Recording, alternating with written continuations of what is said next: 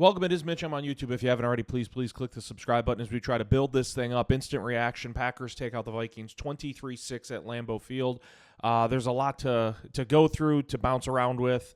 In these instant reactions, there's no, script. I've got a couple of bullet points here and there, but I think we'd be remiss if we didn't start with two particular outlets in this one. One is the afternoon of Emmanuel Wilson. 28 carries. Believe it's a career high, 107 yards. 2 rushing touchdowns, had both touchdowns for Green Bay in the game. They went to Emmanuel Wilson early. They went to him often. Green Bay had a scoring drive in the second half that was an 8-play scoring drive. It resulted in a field goal, not a touchdown, but all 8 plays were running plays. There was a conservative nature to this from Matt LaFleur, and at times it was a little agitating, but when I kind of stepped back and realized, I think what's going on here, and it seemed, pretty evident, was after that touchdown drive early on for Green Bay, Minnesota's offense couldn't do anything. They had a couple of nice runs here and there with Mason, a couple of nice runs for Aaron Jones, but it really seemed like the name of the game for Matt LaFleur with how he approached the blueprint the rest of the way, especially in the second half, was if we don't make mistakes, penalties, turnovers, sacks, and Minnesota's blitzing. They blitz more than anyone in the NFL. They were number one in quarterback pressure percentage entering this game, too. A lot of that is because they blitz more than anyone else in the National Football League. And I think Matt LaFleur's thought process was if we don't make mistakes, there's just no way we lose this game. Like Green Bay was up 14 at one point in the second half, but it felt like a 28-point lead just because JJ McCarthy in the Minnesota offense couldn't do anything. And it's an offense with Justin Jefferson, with Jordan Addison. I don't think Jordan Addison had a catch today. He had 1 target, no catches. Justin Jefferson, 4 for 48, 6 targets. And the second part of this that I'm going to lead into, because I said there were 2 kind of focal points I think we need to start with. 1 was Emmanuel Wilson, and 2 was Jeff Hafley's defense. I don't care what it takes this offseason. If Jeff Hafley has to be held hostage at 1265 Lombardi Avenue so that he doesn't walk out that building and take a head coaching job somewhere else, Jeff Hafley needs to stick around. Selfishly, that's what I'm hoping for. Realistically, he will absolutely be getting interviews for head coaching jobs in the offseason. And if he has one to his liking, should take it, and it will be well-deserved for Jeff Hafley. This defense was incredible. There was a part of me that was, I've been a very, very harsh critic of JJ McCarthy dating all the way back to the draft before it was even Minnesota that took him. Just breaking down QBs in that draft class, I was always a skeptic of JJ McCarthy. There was a little sliver in my mind, a little part of me wondering going into this game, like he has looked so bad, but with that core weapons, with that head coach and Kevin O'Connell who has done so well with other quarterbacks, could this be the game somehow, some way where J.J. McCarthy, doesn't go for like 300 yards and 3 touchdowns, but could this be the game where he maybe starts to string together some good throws, some good drives, maybe has a touchdown, maybe 2, something like that? It was the exact opposite. It was par for the course with what we've seen from J.J. McCarthy. 12 of 19, 87 yards, no touchdowns, 2 interceptions. Both came in the fourth quarter. The second one was really bad. First one, his arm was hit. Isaiah McDuffie made the interception. The second one, he was looking for Naylor, and he sailed a pass just way over his head and just right into the breadbasket of Evan Williams. Minnesota, essentially, I would say, at 4-7, not mathematically eliminated from the playoffs, but again, go look at the standings in the NFC. The Vikings aren't going to the playoffs this year. They're just not. They would almost have to run the table at this point, and that's with a schedule that still consists of, they go to Seattle next week. That's not going to be easy. They still have to play Green Bay and Detroit in back-to-back games to end the year. It's Detroit on Christmas Day and then Green Bay. They still go to Dallas. That won't be easy. Like, Minnesota is not going to the playoffs. That is not a playoff team. That is not a quarterback that is taking you to the postseason in 2025. And it's quite amazing that it's been as bad as it has with that core of weapons. But I was so happy with the defense today. Micah, Parsons, my goodness. Christian Darrisaw is regarded as one of the better left tackles in the NFL. I had a buddy text me, Shekin, Brady. I think he said the phrase was he was beating him like a drum, and he was. I mean, Michael Parsons was winning that matchup all afternoon. He had 3 quarterback hits, 2 sacks. Michael Parsons was incredible. Rashawn Gary got into the act on a play late. I think he was the one who hit McCarthy's arm on the interception that went to McDuffie. Warren Brinson had his first NFL sack, although was it a full sack or a half? I'm still looking through. It was a half sack. He split it with, looks like McDuffie. Devontae Wyatt had 2 sacks. I thought the pass rush was incredible in this game. I thought the run defense, like at times, looked like it was wavering a little bit, but nothing to the point where I felt like the Packers were ever in danger defensively or in the game. And by the way, I'm a little preoccupied here. If you see me peeking up, this is a live instant reaction right after the final, right after Green Bay wins 23-6. The Giants are knocking on the door, folks, in Detroit. And by the time you watch this, you'll already have known what transpired, so I'm not going to sit here and do, a play-by-play breakdown of what's happening. But the Giants are beating the Lions by 3, and they have it 1st and goal at the 4 with 3:20 left, trying to go up 2 scores. And now it's going to be 2nd and goal. If Detroit loses at home to the Giants, they'll be 6-5, welcoming in the 7-3-1 Green Bay Packers in a few days on Thanksgiving, which, if the playoffs started right now, as this game's going, with Detroit at 6-4, not at 7-4, 6-5, if the playoffs started today in the NFC, Detroit would not be in, which is kind of crazy. I got to check. The Bears were up 10. I think they're probably still up 10.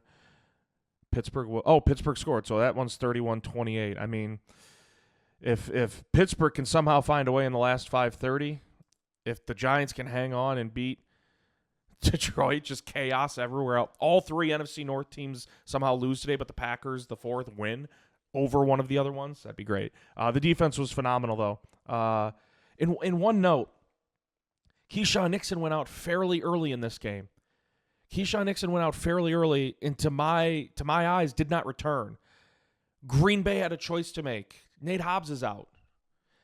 We have, outside of Hobbs is out, now Keyshawn's out in this game.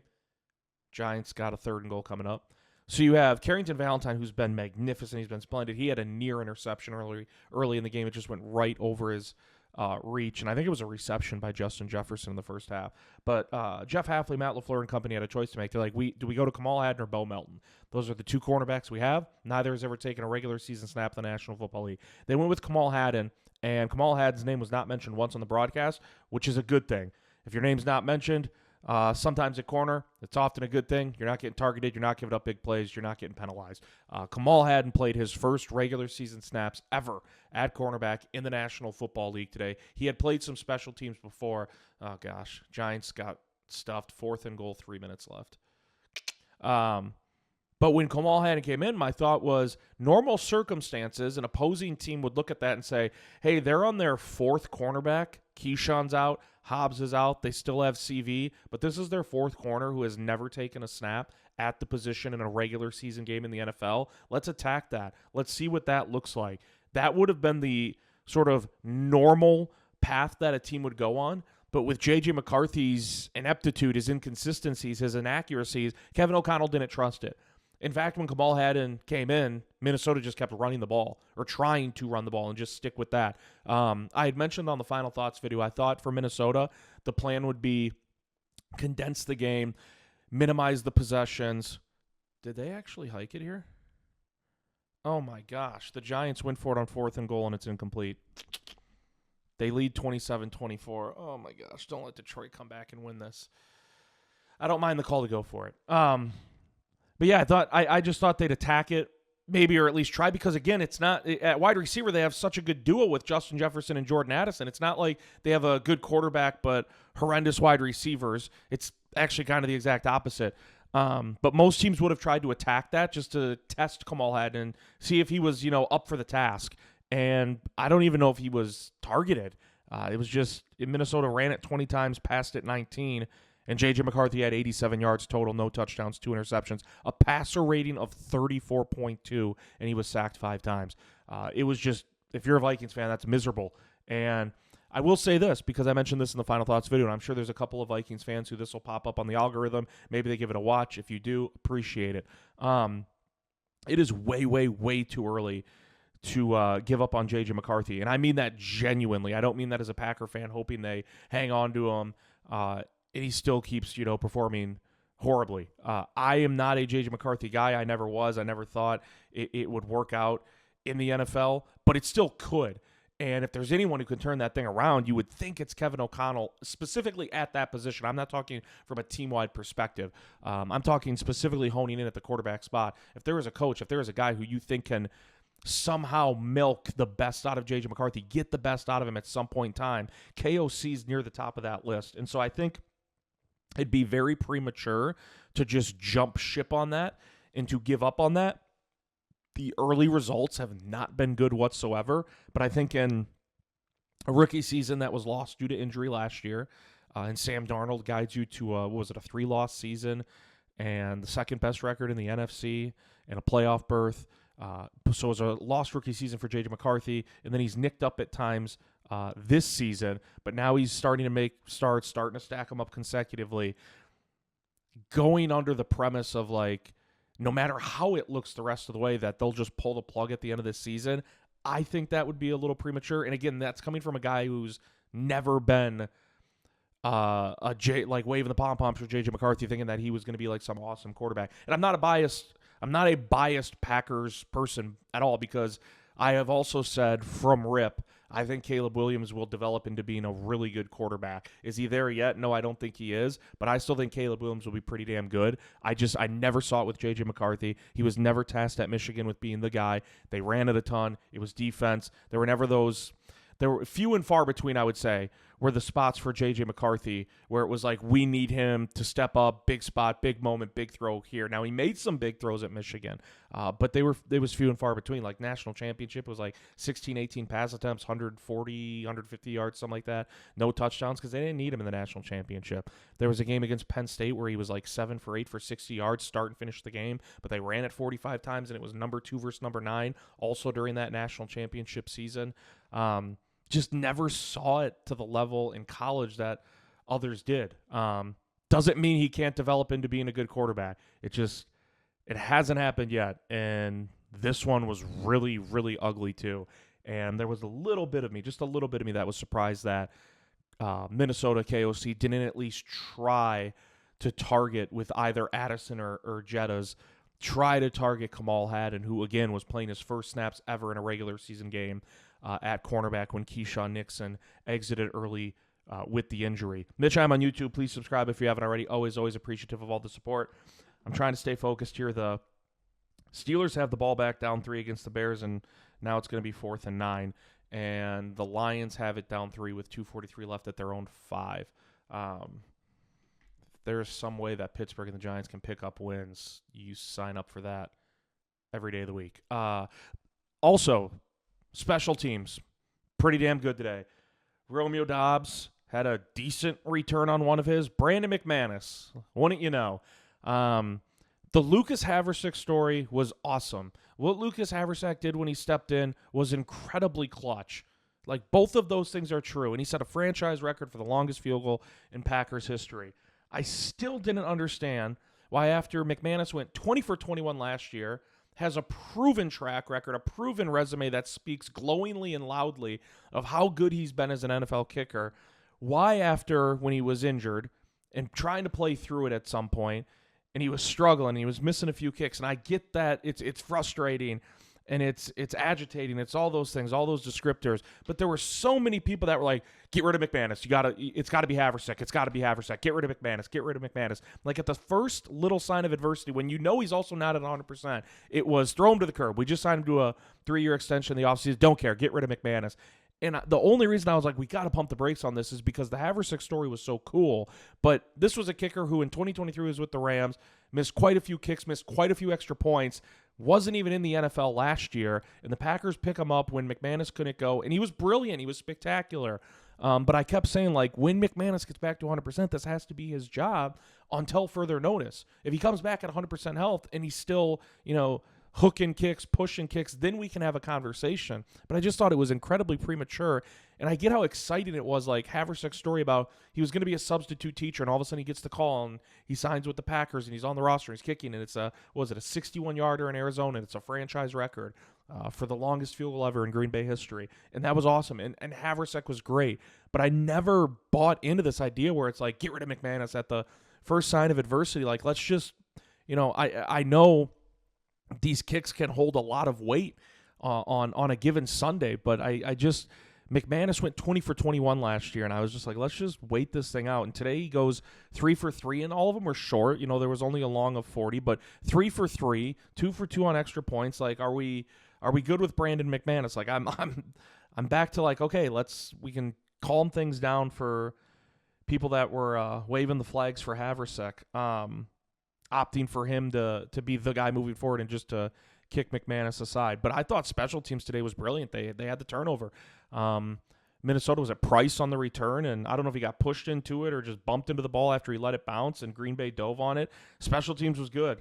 Was really good. Nearly blocked, and I know it doesn't count for anything, but they nearly blocked that Will Reichert attempt at the end of the first half that made it 10-6. Nearly had an extra point themselves blocked. Again, doesn't count, but McManus almost had a PAT block. But I thought special teams was really, really, really good, really sound today, and outperformed the Minnesota special teams by leaps and bounds. And that's with Minnesota with Ryan Wright at punter sticking a couple of punts inside the 5, and Reichert connecting on a 59-yarder. It was a glowing performance for Green Bay's special teams, and that's an area that's been kind of plagued, obviously, this year, and you just got to take a couple scrolls on social media to see that. It's like anytime there's any room to just jump on special teams, a lot of people have done that for Green Bay, and I thought they were really good today. Emmanuel Wilson, 107 yards, 2 touchdowns. Jordan Love didn't, what was required of Jordan Love, he made some nice throws. He was good, but they didn't need him to be Superman in this game. The defense was incredible. The special teams was good. The offense just kind of had to carry itself along in a manner. It was like, just don't screw up. We've seen pre-snap penalties. We've seen holdings in crucial spots. We've seen turnovers in critical situations. It was just like, hey, you guys don't do that. We'll lean on Emmanuel Wilson, who was absolutely sensational, and we'll be all right. And that's exactly what happened, because the defense was great, the special teams were really good, and the offense was good. I am curious, for a run game that has struggled this year, I'm still watching the Lions game, folks. For a run game that has struggled this year, I don't know if you saw, Anthony Belton came in at right guard a couple of times for Jordan Morgan on certain series, and I'll have to go back and see what series and how the run game looked with Belton in compared to Morgan. And now it's Sean Ryan. What is this? Sean Ryan's third start at center. Elton Jenkins is out for the year, and we love Elton Jenkins. He's all pro caliber guard. It seemed like it just wasn't a perfect fit at center for him, but Green Bay was trying to just roll with it anyways, and now Elton's out for the year. Josh Jacobs is a really damn good running back. We all know this.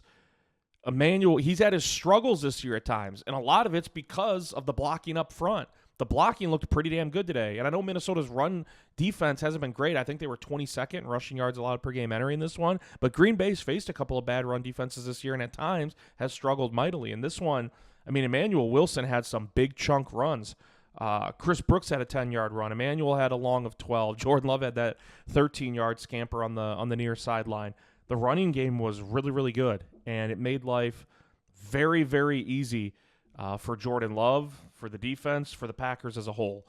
So very, very pleased with the running game, and I'm just curious if how it looked when Belton was in there. Again, I'll have to go back and watch, and just why it was so successful today so many times. There was a 3rd and 1 out of shotgun inside zone. They ran it with Wilson. It went for -2 yards, and then Green Bay punted it away. And I had those flashbacks to the Philadelphia game a couple weeks ago on that big play when Philadelphia's D tackle was calling out exactly what was coming on 4th down.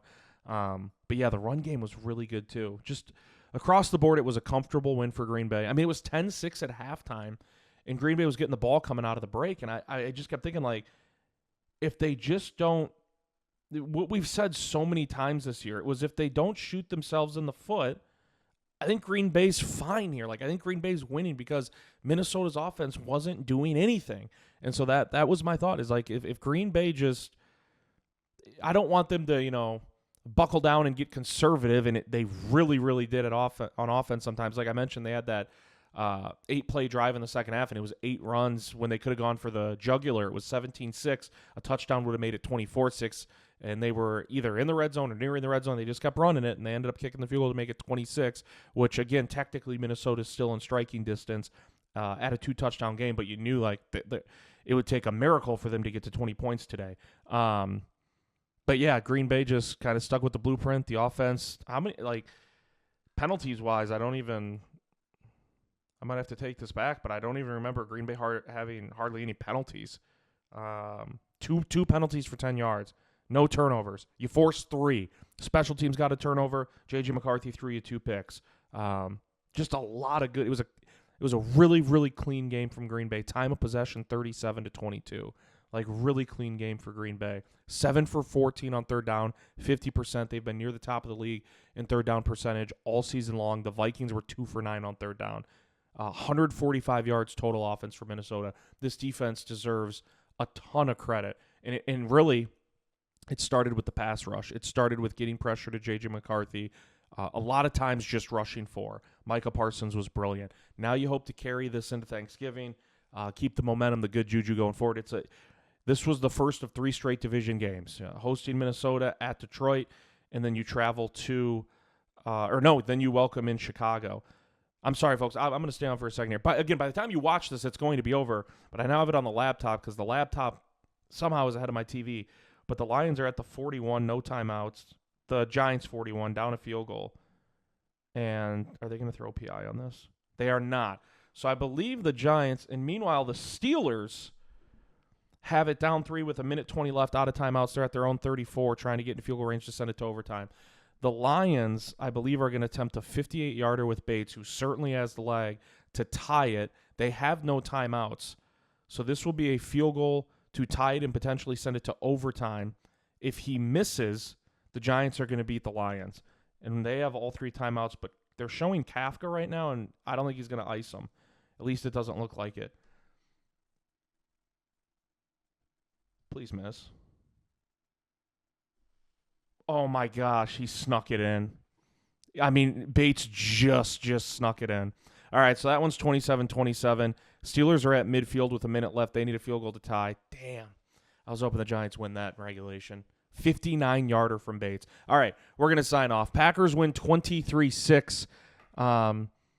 Just clean performance, which was really, really good. And I can't imagine against Detroit on Thursday it's going to be as conservative as an approach. Green Bay ran it 42 times today. Jordan Love had 21 pass attempts.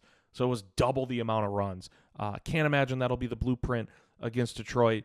We'll have to take the training wheels off Jordan Love. I didn't really view that as that type of game. You know, there's been times this year where it really feels like Matt LaFleur has the training wheels on Jordan Love. This game you could say maybe felt like that, but I think how the game was trending made you lean that way because you didn't feel like the Vikings offense was posing as a serious threat. Let me know what you guys and gals think. I'm always appreciative of all the support. It is Mitch M on YouTube. Please click the subscribe button. Cost you nothing. Helps me immensely as I build up the channel. Packers win 23-6. Move to 7-3-1 on the season. Get ready for Detroit on Thanksgiving. We'll see you next time.